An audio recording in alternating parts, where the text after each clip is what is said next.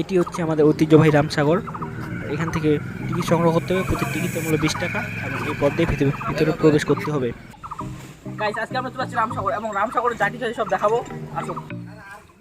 বাংলাদেশের ঐতিহাসিক ও প্রত্নতান্ত্রিক নিদর্শন সমূহের মধ্যে দিনাজপুর রামসাগর অন্যতম। ভিত্তি ও প্রাকৃতিক সৌন্দর্যের জন্য প্রতি বছর অসংখ্য দেশি বিদেশি পর্যটককে আকর্ষণ করে এই রামসাগর। দিনাজপুর শহর থেকে প্রায় 8 কিমি সোজা দক্ষিণে রাস্তার পাশে অবস্থিত এই রামসাগর। সাথে এসেছে দাদা এবং বাকিগুলো ফ্রেন্ড, ও সাথে আমি। আশা করি ভিডিওতে অনেক কিছু জানতে পারবেন। এসব জায়গায় ঘুরতে আসতে হলে অবশ্যই লাগবে অ্যাডভেঞ্চার প্রিপারেশন। রামসাগরের প্রতি বছর প্রায় 50,000-এর অধিক পর্যটক অপূর্ব সৌন্দর্য এবং দৃশ্য উপভোগ করতে আসেন।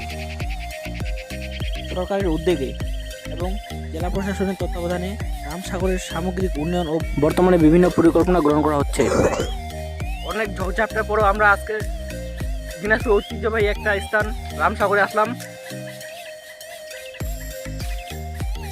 আজকে এখানে অবস্থা দেখাবো কিরকম। আজকে পরিবেশ অনেক ঠান্ডা।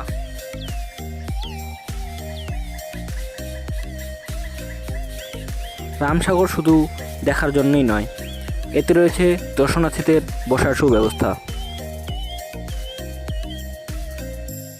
প্রাকৃতিক প্রেমীদের জন্য এটি একটি আদর্শ জায়গা। এই জায়গায় আসলে এমনিতে মন ভালো হয়ে যায়।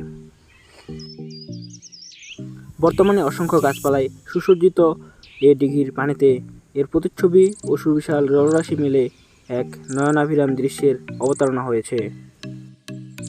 দিনাজপুরের বিখ্যাত রাজা রামনাথ আলীবর্দী খানের সময়ে 1750 থেকে 1755 খ্রিস্টাব্দের মধ্যে এ দিঘি খনন করেন। সে সময় খরাজনিত দুর্ভিক্ষ পীড়িত লোকদের কর্মসংস্থান ও পানির প্রয়োজন মেটানোর জন্য রাজা এই দিঘি খনন করেন বলে জানা যায়।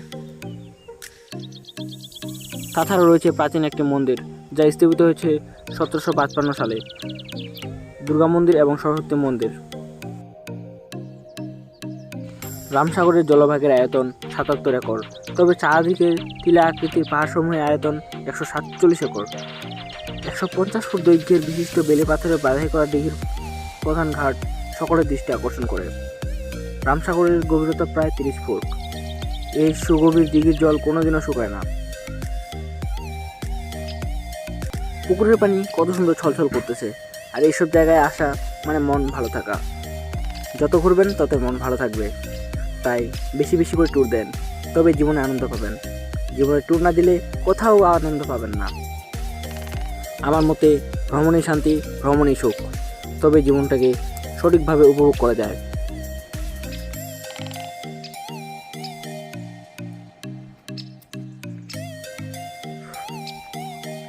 অবস্থা খারাপ।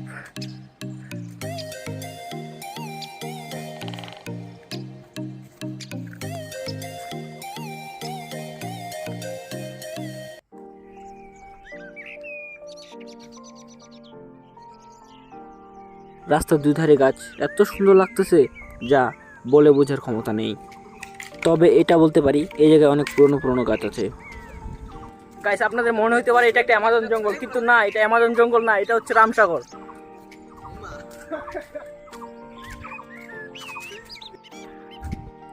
গাইস, রামসাগর গাইস, রামসাগর এটা হচ্ছে পিছনে রামসাগর, আর এদিকে হচ্ছে পাহাড় পর্বত। পুরা একটি পুরানো একটি জঙ্গল মনে হচ্ছে, জানি না কি আছে।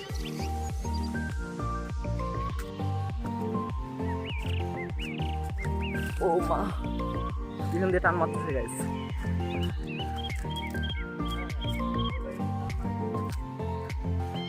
আর পিছনে রামসাগর।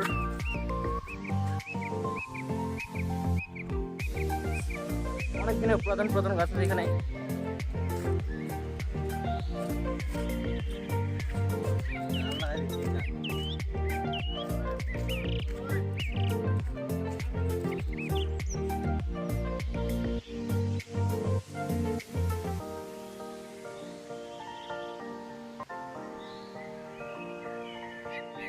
রয়েছে দর্শনার্থীদের জন্য বসার সুব্যবস্থা এবং এটি একটি পিকনিক পার্টির জন্য আদর্শ জায়গা বলে আমি মনে করি।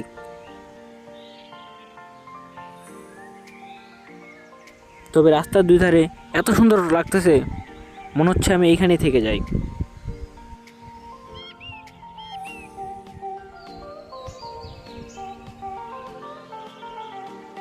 এই জায়গায় বসে দুটা গরম গরম চা খাওয়ার মজা আলাদা।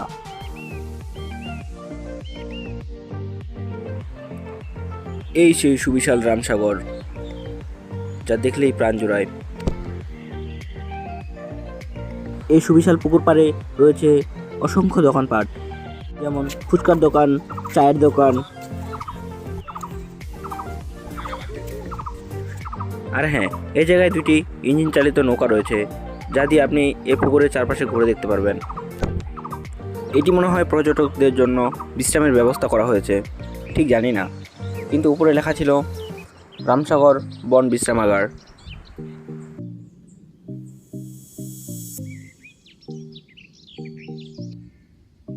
কিন্তু এটা রামসাগরের পাড়েই অবস্থিত।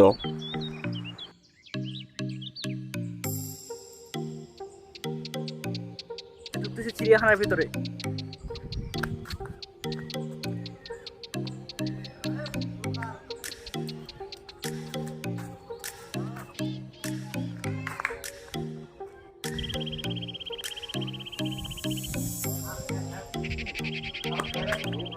হরিণ।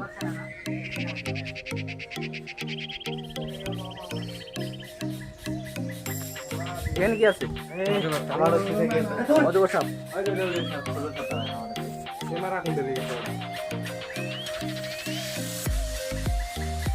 যতটা পারি চেষ্টা করতেছি।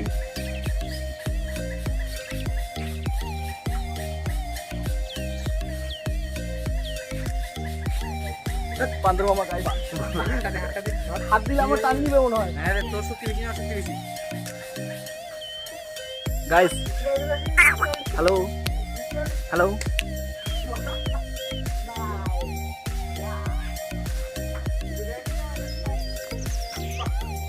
গাইস এই পাশে আছে হনুমানজি।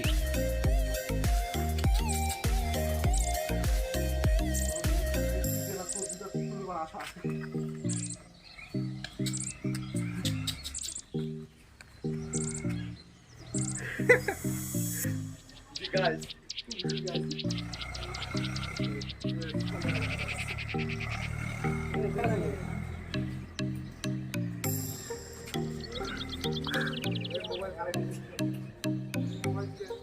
ये दुर्गा क्या है? आदो. वेदे पे कोड़ा थी ना.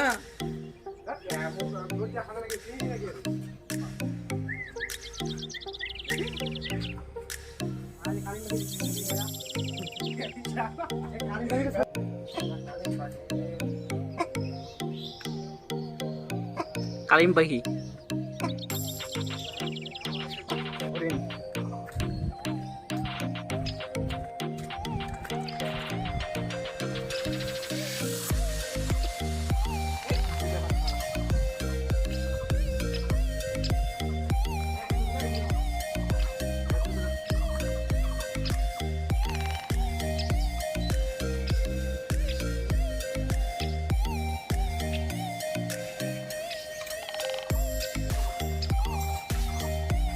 লিস্টটা লক্ষ্য করেছেন? লিস্টটা কতটা লম্বা? লিস্টটা অনেকটা লম্বা।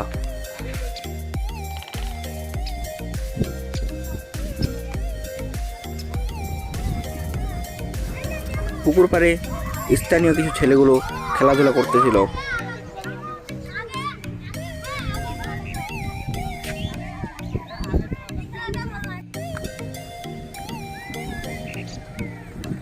এবং স্থানীয় কিছু মানুষ ধান শুকাচ্ছিল।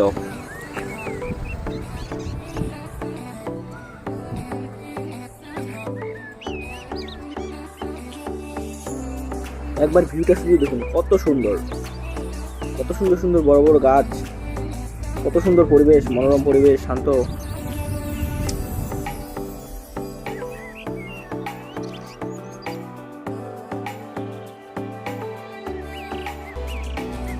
পিছনের পরিবেশটা দারুণ। আমার ভিডিওটা তো না, আমি ভিডিওটা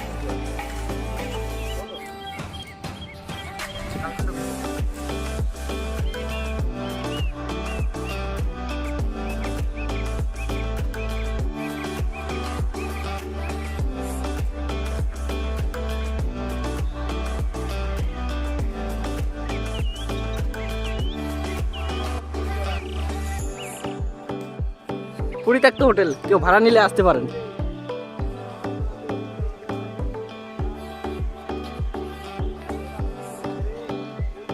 সামনে কাঞ্চন পিকনিক স্পট।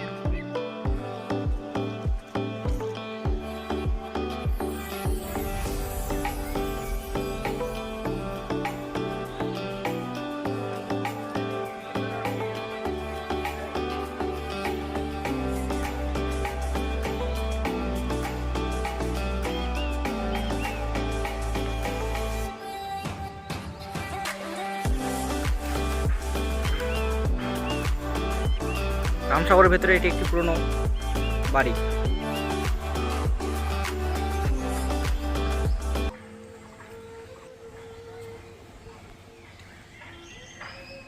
সবাই ভালো থাকবেন, আজকের মতো এখানে বিদায় নিচ্ছি। যারা আমার পেজটি এখন ফলো করেনি অবশ্যই ফলো করে দিবেন। ভিডিওটি শেষ পর্যন্ত দেখার জন্য অসংখ্য ধন্যবাদ।